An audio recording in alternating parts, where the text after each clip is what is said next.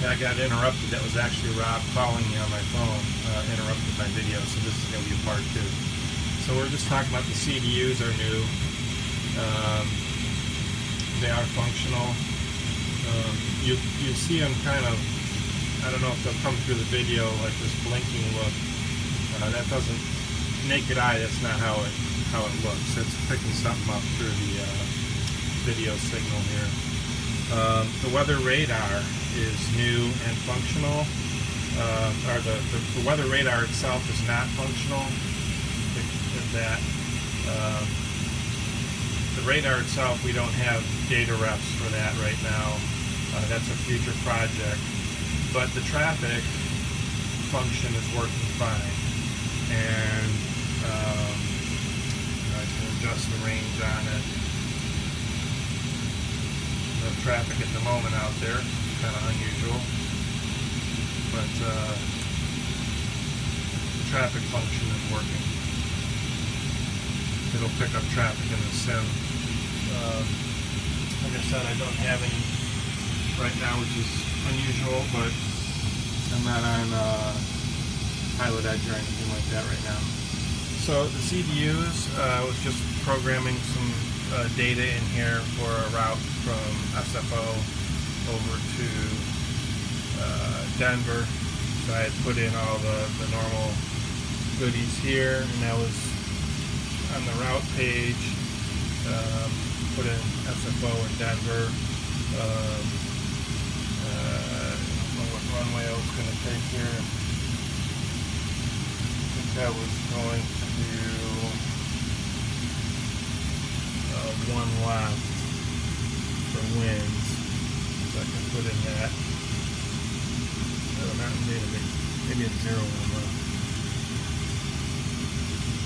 There we go. 0 1 left.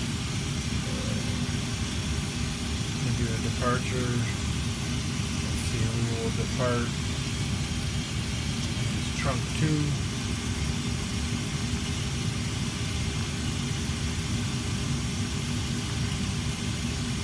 There it is. And we will transition Sarah.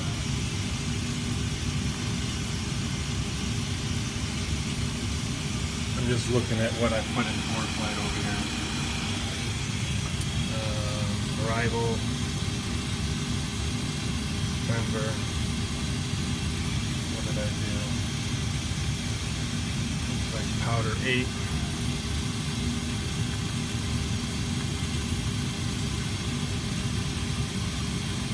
And JMC transition. And I was going to do the RNAV 3-4 right, I think.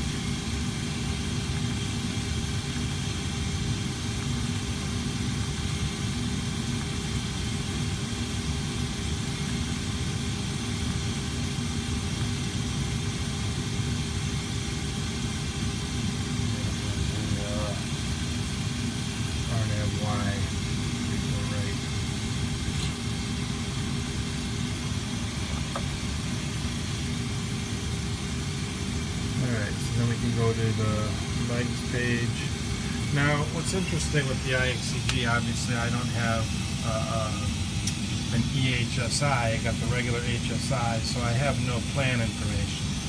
So what I do is the IXCG does have or someone made a floating HSI plugin. I think that's a Lua plugin, IXCG mini EHSI, and I can toggle that on or off right here. So there's some traffic showing up on there. It says plus 24, and you can see it inside the 20-mile range ring. I just wanted to show that. Here it is over here on the scope. I changed the range. It's working really well. Just thought I'd point that out real quick since the traffic came out. Anyway, back to the EHSI. It's nice to have this, especially like when you're going to go stepping through, you know, your your active lag page, and you're going to start looking for route discontinuities like the one there, JNC. You'd like to kind of step through seeing that on the plan there. So what I do is I pull that up and leave it on the side all the time running. I know it's a little bit of a cheat maybe because I don't have an EHSI, but it's going to be helpful for flying these routes. Now the problem is that I don't have any way to control that right now except for the virtual cockpit because I do not have an EPIS panel, but I use these buttons up here. There's no function in the sim for these, so what I did is I wired these for outside visuals and inside visuals just as a handy way. So right now I'm looking with no virtual cockpit, but if I hit number 2 here, I can pop myself into the virtual cockpit and I can scroll down here to the EPIS control panel, and from here, you know, I can go ahead and change to plan mode, you know, change the different modes. So normally you'd be in plan mode when you're doing some route planning. You might zoom in a little bit. So this way now, when I'm sitting here and I want to step through, I'm going to clean up that real quick.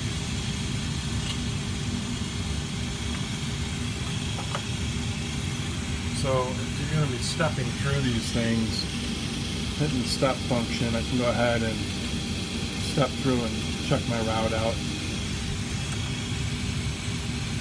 so on and so forth. That's another discontinuity.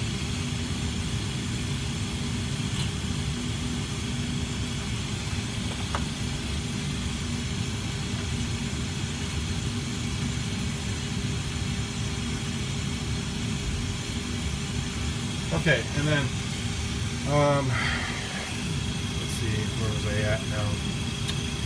So to go to the data page, I had the basic data in, but I hadn't set my N1 limit. So just like normal, plus 16, I can put that in, or you can derate, whatever you want to do. Flaps, I'm going to select 5 and make it bolder. One of the steps you're supposed to do. You can see what my trim value in CG is supposed to be. I can verify that with my weight and balance. And I can select the V speeds. Now, of course, again, you know, 121, 123, I would want to bump those up over here, which they are approximately. V2 is 133, and then I can go ahead and set my V2 plus 20, I believe. Boy, it's been a long time since I was flying. So like 153 for the auto throttle setting. So it'll be set up there, and then I might want to leave this page up. So go ahead and on the pilot side and put the legs page up over there, or on the co-pilot side, or vice versa, whatever your preference is. But you can see all that is working great. Again, back to the EHSI. I don't want to have to do that all the time in here, but I don't have that particular panel. It's elusive. Had not been able to find one out on eBay. If anybody has one and watching this, you want to sell it, contact me, please. But for now, if you look down at my pedestal, get this out of the way. If you look down at my radio pedestal, and by the way, nothing is working on the radio pedestal yet. That comes next. We've got 2 real-time radios here that will go in with Eric next. Transponder will probably be Eric. I've got this nav panel, which I'm going to leave, kind of the old analog style, needs to get hooked up. The other nav panel I have over here only doesn't have a swap function. I'd like to find another one of these, but I haven't been able to find one yet. But right now, nav 2 will just be a single selector. It'll work. At 2 ADFs, it'll be hooked up. Why? Just because cargo fire panel, and the fire handles still need to be wired and hooked up. The weather radar functions, these will get hooked up eventually to work alongside with the weather radar once we've got that function working. Audio panels need to be hooked up, rudder trim. This is a Flight Deck Solutions panel replica that I've got to put the parts in. Couldn't find that one online, obviously, so I got a replica from FDS. Their panels are awesome. The backlighting looks just like the real thing.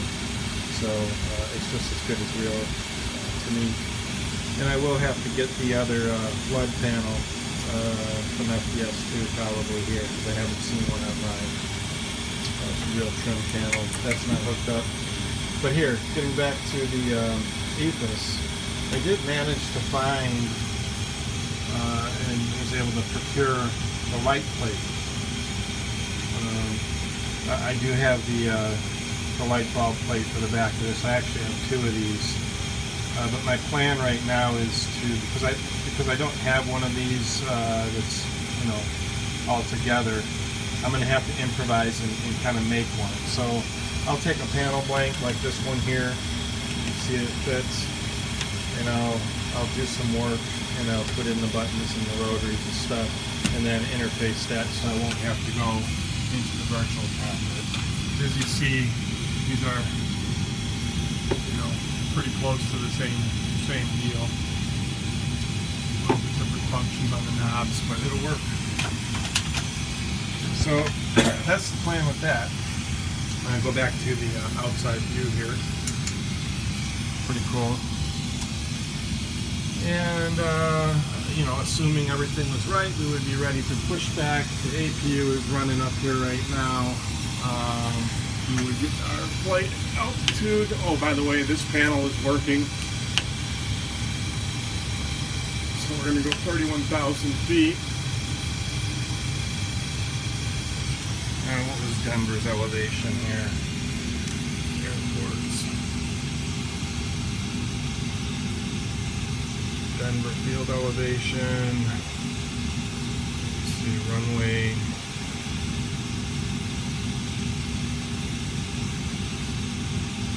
34 right.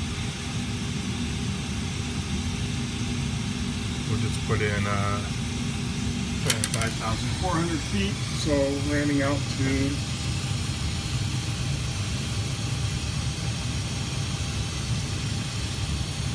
Something like that.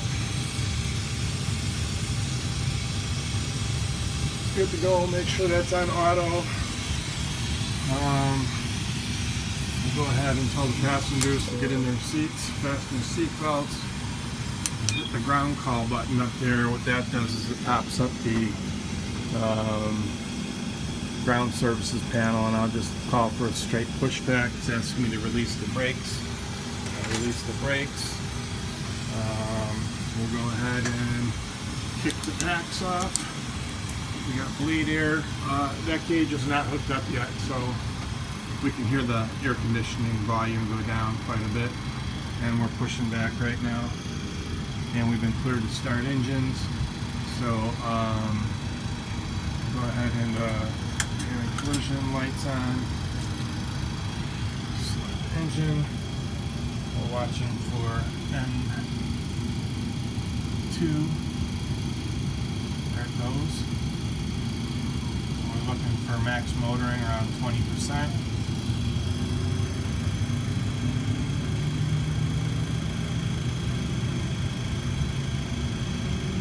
There we go. Light the fires. Got fuel flow down there. Light off. EGT on the rise. Looking for starter cutout. There it is. Just popped.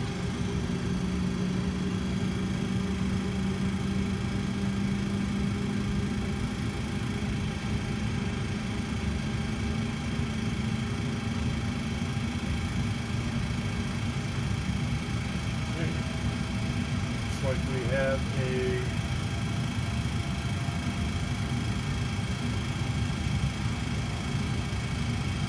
got a good start there. Go ahead and start number 2. start valve's open. Looking for rotation. There it goes.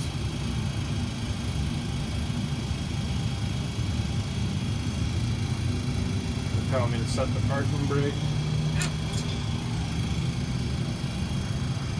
22. Let's give it some gas. Fuel flow and light off.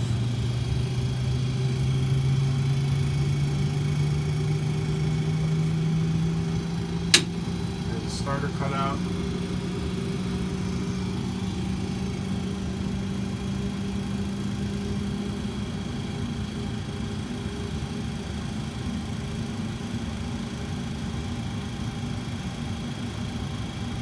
Okay, it's stabilized. Now we've got power available off the engines. Obviously, you can see that the amps on the APU is still running right there. Are you know, it's taking the full charge. So as I kick on an engine generator, you'll see its amps go up here. There we go. And then you'll see that APU dropped off a bunch of amps. We'll go ahead and get number 2 generator online. Goes its amp gauge up. APU's got nothing, no load on it.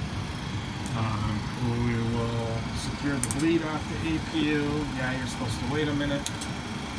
That's back on. And we can secure the APU. And we are ready for taxi.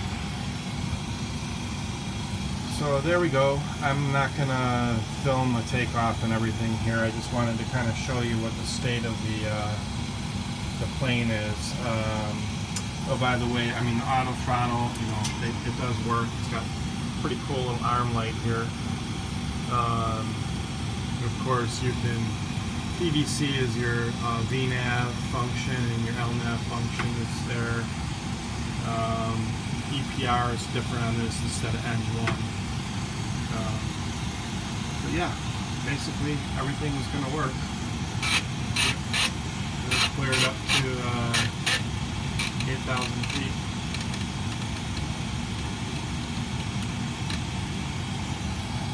And we'll be going off of runway 1.